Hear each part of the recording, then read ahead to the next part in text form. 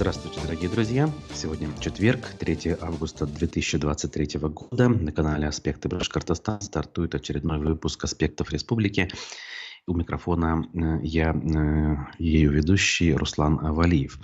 Сегодня у нас обзор республиканских событий на основе публикаций прессы. У нас разговор о том, что происходило, поэтому присоединяйтесь не только в качестве зрителей, но и в качестве активных участников нашего разговора. Для этого есть возможность писать свои комментарии, вопросы, реплики в чате нашей YouTube-трансляции. Нас также можно смотреть ВКонтакте и Одноклассниках, можно слушать записи этого и всех остальных эфиров в виде подкастов.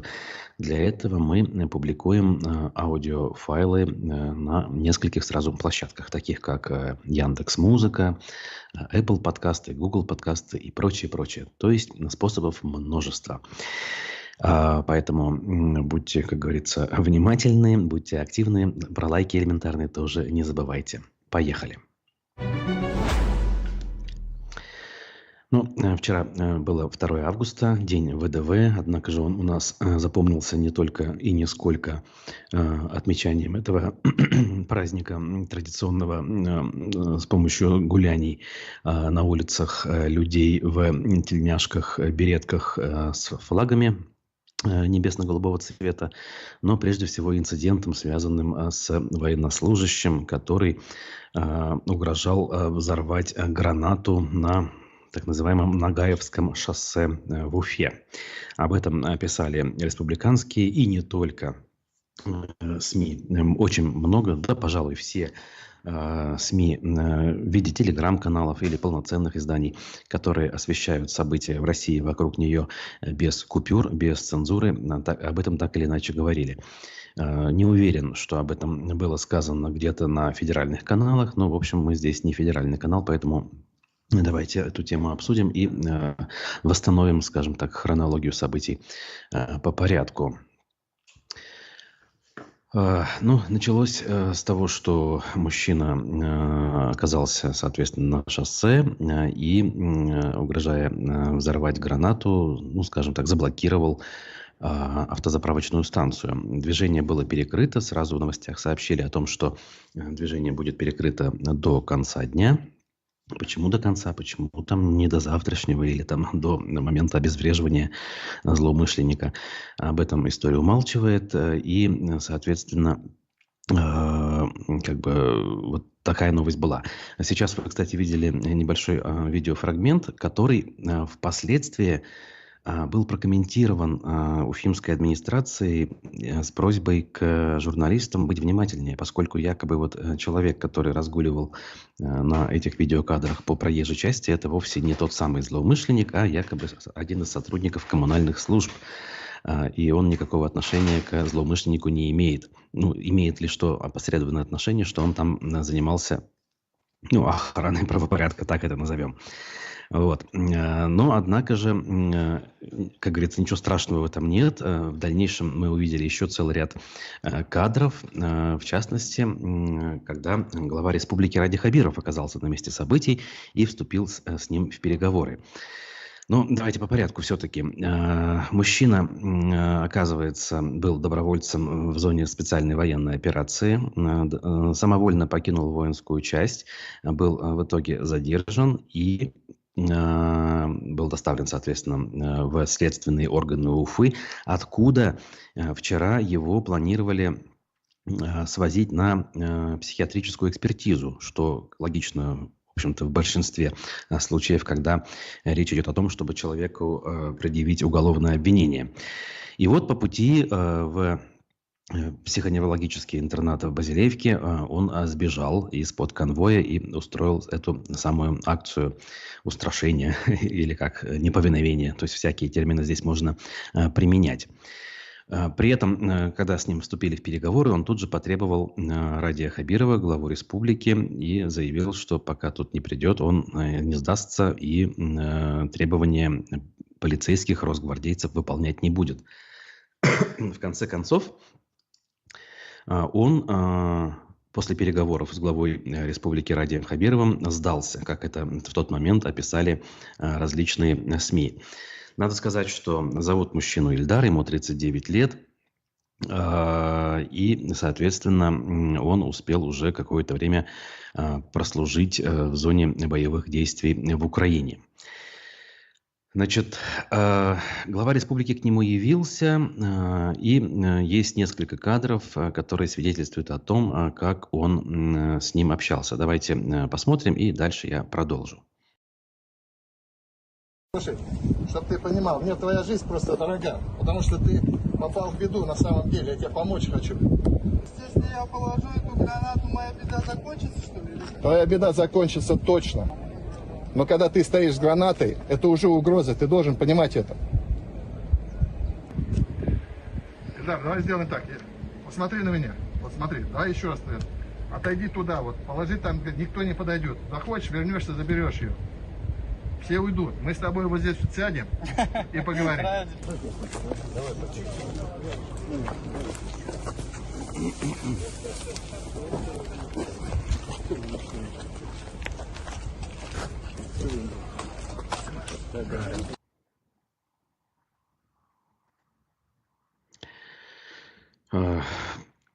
Это основные кадры, которые были распространены по следам тех событий. И тут надо кое-какие детали разобрать.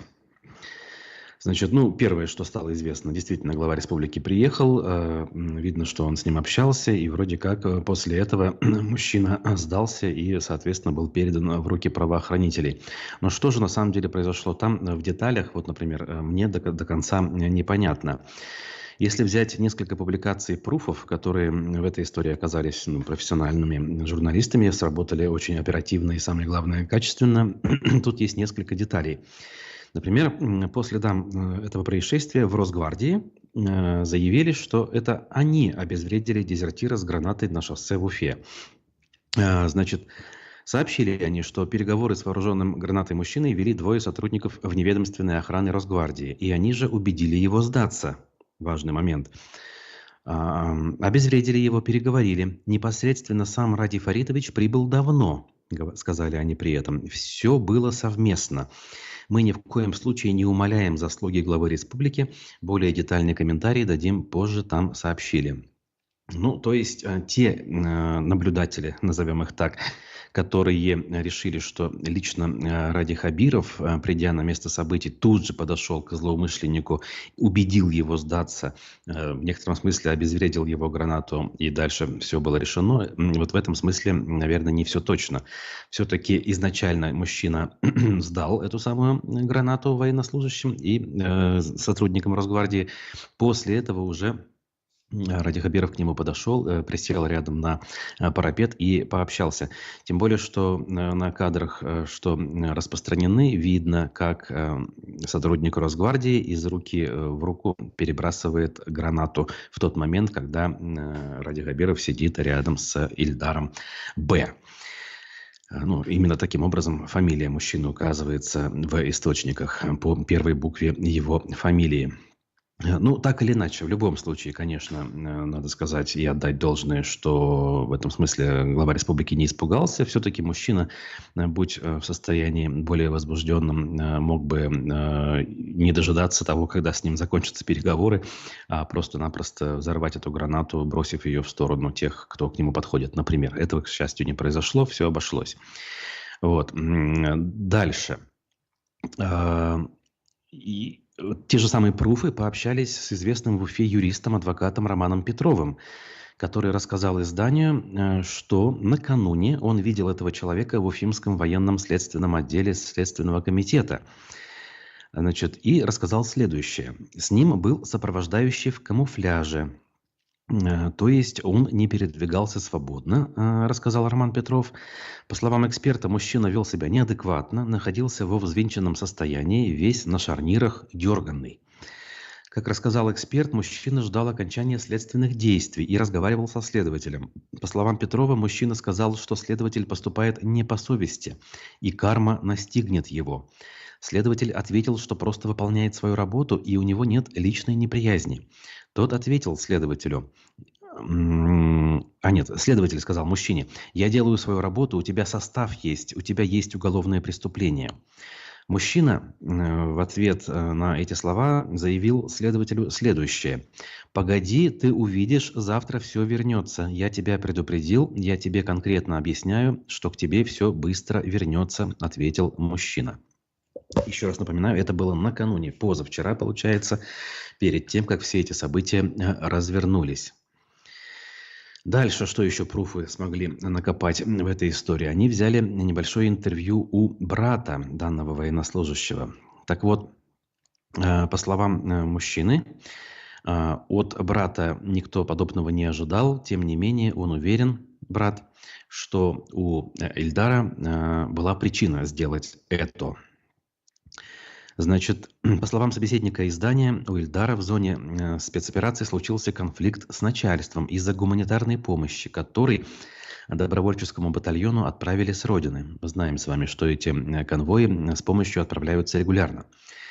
Далее цитата. «Мотивация у него, на мой взгляд, такая. Он уехал по контракту на СВО. Я не хотел ни с кем говорить об этом. Не знаю, повлияет это братишке плюсом или минусом. Но смотрите, он уехал изначально добровольцем. И там у него все было хорошо», рассказывает брат злоумышленника по имени Ленар. «Тут мы собирали парням гуманитарку. Глава нашего города участвовал. Поддерживали их полностью. И спустя какое-то время он говорит нам... командование очень негативно отнеслось. Все очень плохо». То есть это уже из старых уст мы с вами слова Ильдара, получается, слышим в пересказе его брата.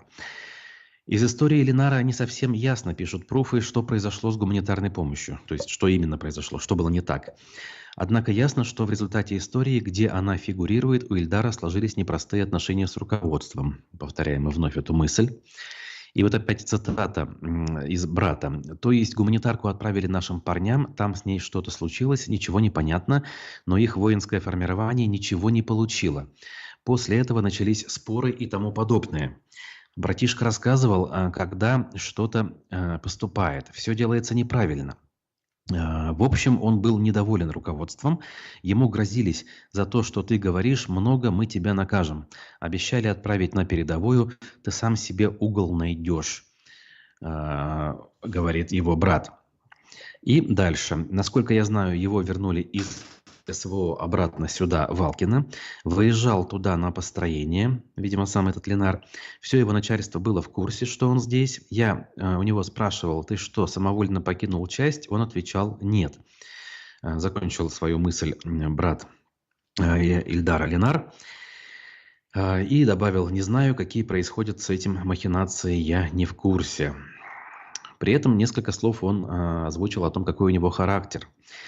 Его многое не устраивало, он сам по себе такой человек, со своим характером. Он не начальник, но и подчиненным он бы никогда не смог быть. Он очень решительный, рассказывает Ленар. Насколько я его знаю, я в шоке, что он такое сделал, решился на такой поступок. Могу сказать, что у него есть яйца. Как-то так. Слава богу, жертв нету. Я за это очень рад. Я не ожидал этого от него. Откуда у него взялась граната? Ума не приложу. Если бы он еще кого-то в заложники взял, это был бы ужас. У нас у всех семьи, у всех дети, никто не хочет умирать. Еще пишут всякий бред, якобы псих с гранатой по Уфе бегает. Он нифига не псих. Просто он привык отстаивать до конца свое право. У него такой характер. Он как Салават Юлаев или тот же Ленин, сообщил брат. Не может смириться с тем, что так все происходит с несправедливостью. Вот такой вот набор информации дополнительный, который, ну, хоть как-то может пролить свет на характер мужчины и на первопричину того, что там произошло. Значит, после того, как все закончилось, глава республики прокомментировал эту историю, и Башинформ, даже официальная СМИ, об этом пишет. Цитата со слов Радия Хабирова. «Есть проблема пятисотых, дезертиры». Пятисотых так называют, дезертиров так называют, да, по условной терминологии. 200-е – это трупы, 300-е – это раненые, 500-е – дезертиры. «Но каждый может оступиться», – продолжил Ради Хабиров. «Не нам их судить. Там тяжело. Он оступился и нарушил закон. Самовольно оставил часть. По-человечески его, конечно, жалко. Была задача, чтобы он глупостей не наделал. Но, к сожалению, закон нарушил. Я поручился, что буду ему помогать. Надо ему помочь. Таким ребятам надо помогать. Хотя неправильно, если каждый будет за гранату хвататься. Так мы решения не найдем. Спасибо сотрудникам Росгвардии. Мужественные люди действовали так, чтобы спасти его жизнь, чтобы глупостей не наделал, сказал Ради Хабиров журналистам. В общем, мысль понятна, во многом справедливая мысль. Дальше мы увидели реакцию крупных федеральных пропагандистов, сторонников всего того, что происходит. В частности, Маргарита Симонян лестные слова у себя в телеграм-канале написала в адрес Радия Хабирова. Ну, а критически настроенные главе региона источники, некоторые телеграм-каналы башкортостанские, раскритиковали эту историю, предположив, что, возможно, это все постановка, созданная с целью улучшить имидж главы региона в глазах, ну, в разных, видимо, глазах, в глазах жителей республики, скорее всего, имеется в виду, в глазах вышестоящего начальства в Москве и так далее. Вот я пообщался с некоторыми, ну, скажем, близкими к ситуации людьми, и сам, в общем, выводы сделал, исходя из того, что увидел и собрал информацию. Мне, конечно, ситуация постановкой не кажется, то есть мужчина данный действительно оказался в непростой ситуации и вот так вот отреагировал. Это, кстати, тема вообще отдельного разговора, вообще, почему так происходит, а нужно ли идти добровольцами, чтобы вот оказаться в такой ситуации и потом вот так вот реагировать. А ведь сколько людей не способны, скажем так, на решительные шаги, хотя испытывают те же самые сложности, находясь там. Мы не говорим о сложностях объективного характера, связанных с тем, что это боевые действия, и ты рискуешь жизнью каждую минуту, а тут еще и со своих тыловых каких-то мест проблемы приходят. Так вот, возвращаясь к главе региона, тут, наверное, все-таки все было реально. И учитывая тот опыт, который у главы республики есть, опыт общения с людьми в сложных ситуациях, возьмем события трехлетней давности Куштау, вспомним, в конце концов, март 2005 года, когда он в бытность главы администрации, значит, руководитель администрации президента Рахимова вышел к митингующим, которые оцепили на тот момент Белый дом. Одним из лидеров тогдашнего протеста был Айрат Дильмухаметов, я напомню, видео соответствующее есть в интернете. Так вот, в такой ситуации глава республики у нас, в общем, проявляет самообладание, хорошие человеческие качества и может, скажем так, найти с людьми общий язык. Опять-таки, кто был на Куштау 3 года назад, я думаю, прекрасно помнят ту сцену 15-минутную под проливным дождем, когда во многом разъяренная толпа успокоилась, в общем, приняла правила игры и мирно разошлась.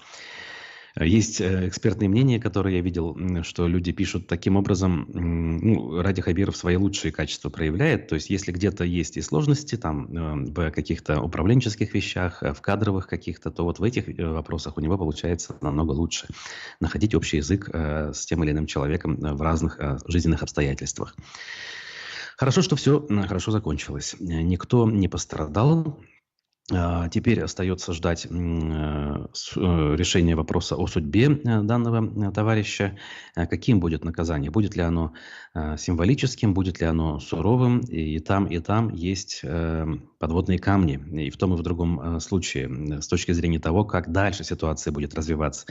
Понятно, мы по-человечески не хотим сурового наказания данному персонажу, ну, лично я, по крайней мере, обобщать не буду, не хотел бы, чтобы его сурово наказывали, но мы понимаем, что для системы спускать на тормозах в данный момент не совсем правильно. С другой стороны, Пригожинский мятеж, как говорится, был совсем недавно, и мы знаем, что там вообще никаких правовых последствий не возникло, хотя речь шла ни много ни мало о потенциальном государственном перевороте. В общем, любопытно все это. Ждем экспертных мнений от спикеров, которые у нас есть, к счастью, до сих пор и комментируют общественно-политическую повестку. Сегодня, например, у нас в 11 утра политолог Николай Евдокимов. И не пропустите, мне кажется, он даст один из самых взвешенных, самых, знаете ли, подробных комментариев по этой ситуации, хотя бы исходя из тех фактов, которые мы на сегодняшний момент уже знаем. Да, прошу прощения. Пока история на этом завершилась, и мы переходим к другим темам, но некоторые из них так или иначе по касательной, конечно, связаны с тем, о чем мы сейчас с вами говорили. Те же пруфы провели один день на похоронах бойца со спецоперацией, который вел свой телеграм-канал. Значит, в прошедшую пятницу, 28 июля, прошли похороны 30-летнего Руслана Попова, профессионального военного, участника спецоперации. Пруфы побывали на церемонии прощания. Значит, тут пишут, кем он был в детстве, что он с детства мечтал быть военным. Родился в 92 году в Уфе. Значит, родители говорят, что специально любовь к военному делу ему не прививали. С 4-5 класса он начал проявлять интерес, сам ходил на стрельбы, занимался единоборствами. Учился в гимназии 39. После 11 класса подал документы в Смоленское военное училище. Значит, в итоге отучился, в МВД служил даже. Получается, не поступил он в Смоленское училище, а поступил в Институт права БГУ. С мая 22 года участвовал в СВО.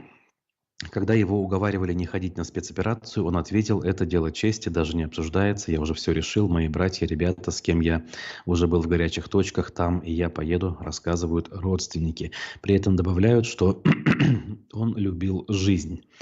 Много здесь любопытных вещей, которые наталкивают на определенные размышления. Я сейчас уж, наверное, особо распространяться не буду, но возникает некий внутренний диссонанс между тем, когда человек говорит о том, что любит жизнь и идет осознанно, причем совершенно не спонтанно, как это у некоторых бывает, там, пойду, заработаю, вернусь. А это жизненный путь у человека, и он выбирает военную стезю. Во многом, конечно, это уважаемая история, но когда возникает то, что сейчас происходит, и возникают вопросы к мотивации, при принятии соответствующего решения, будем так выражаться, есть, наверное, вопросы. Но, опять же, у каждого в голове здесь своя мотивация. Тем временем, из таких бытовых вещей, которые нас с вами окружают, тоже есть о чем сказать. Глава сельского совета под Уфой получил условный срок за то, что незаконно выписал себе премию на 1 600 000 рублей, ни много ни мало. Пруфы, прошу прощения, Уфа-1 пишут об этом и сообщают подробности. Дали главе сельсовета условный срок вот за эту самую проблему.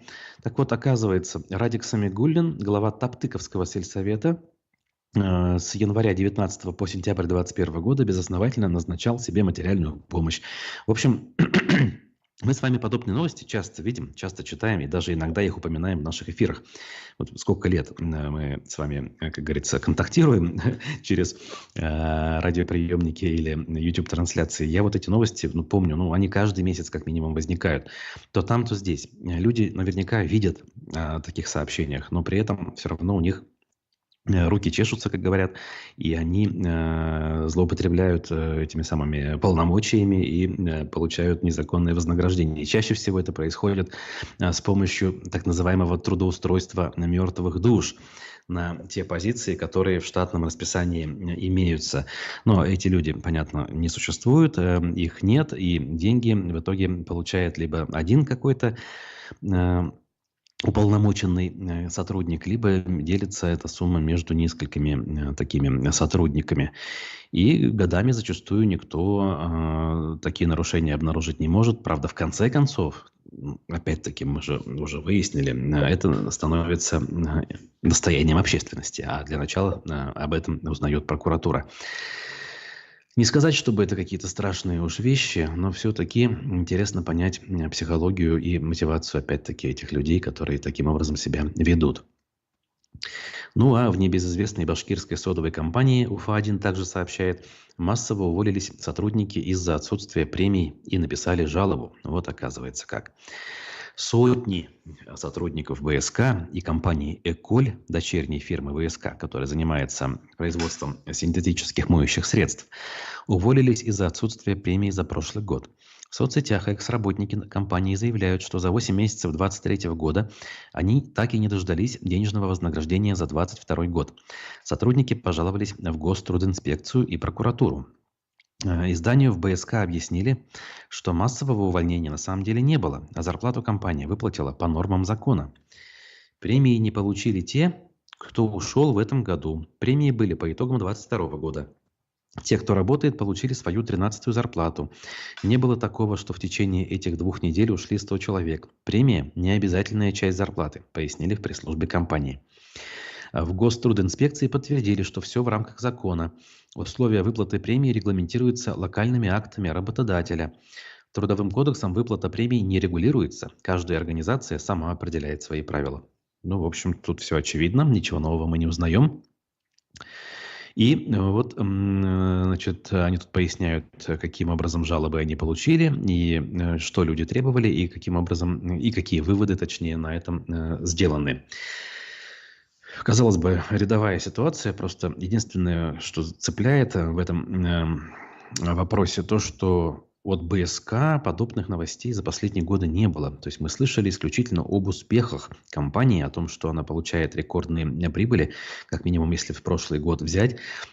Там все было хорошо. И вообще с момента событий на Куштау, когда, казалось бы, сырьевая проблема производителя усугубилась, с тех пор не было ни падения производства, ни падения доходов над этой компанией. Более того, мы знаем о том, что и права собственности на крупные доли акций все это время были объектом пристального интереса со стороны разных структур. И не только Башкортостана, который, так сказать, вернул в собственность и в управление контрольный пакет, но и со стороны других холдинговых структур, о которых мы тоже говорили. Я напомню, что друзья президента России, которые половину, опять же, сейчас абстрактно выражаясь, объектов строительства и вообще, в принципе, объектов в стране так или иначе используют или даже владеют, они тоже среди соучредителей компании «Русский водород», которая сейчас управляет вторым пакетом, который чуть меньше, чем 50%, и который находится в собственности Российской Федерации. Управляют, как я уже сказал, частные структуры из окружения президента. Вот, такая у нас башкирская содовая компания любопытная. Кстати, решение содовой проблемы до сих пор, не содовой, а сырьевой проблемы не озвучено. Все эти дискуссии, что были 3 года назад, в обществе затихли. А то, что решать эту проблему надо, не секрет. И рано или поздно подземная часть Шахтау все-таки действительно будет завершена. И дальше что? Готовится ли кто-то возить известняк из Зауралья с так называемого Ходолазского месторождения? Или все-таки под шумок планируется разработать один из шиханов? Каким образом, правда, непонятно. Хотя, с другой стороны, нормативную базу у нас подгонять умеют и довольно быстро в случае необходимости. Мы знаем, как та же самая Госдума в течение дня может буквально в 3 чтениях принять большой серьезный законопроект. Ну а в Башкирии мусорный скандал продолжается. Еще одному региональному оператору грозит отстранение якобы из-за жалоб, пишет УФА-1, то же самое издание. В Иглинском районе Башкирии разрывают договор с мусорным подрядчиком «Экотранс» из-за массовых жалоб местных жителей на задержки вывоза отходов. Об этом сообщает Минэкологии. В связи с этим готовятся аукционные документы для вывоза нового регоператора, для выбора нового регоператора по вывозу мусора. Пока отходы убирает городское предприятие спецавтохозяйства САХ из Уфы, соответственно. Для того, чтобы вывести все мусорные завалы, в район понадобилось пригнать 5 дополнительных единиц спецтехники и арендовать автомобили для вывоза твердых коммунальных отходов. Как рассказали в Минэкологии, все нарушения Экотранса фиксируются. Ну а почему эта тема стала интересна? Мы опять же говорили много раз о том, как Дюртюли Мелиоводстрой, компания, которая обслуживала северо-запад республики, правдами и неправдами выживается с рынка. Хотя, как я ситуацию себе представляю, она до сих пор не завершена, все может еще вернуться на круги своя и в довольно любопытном виде.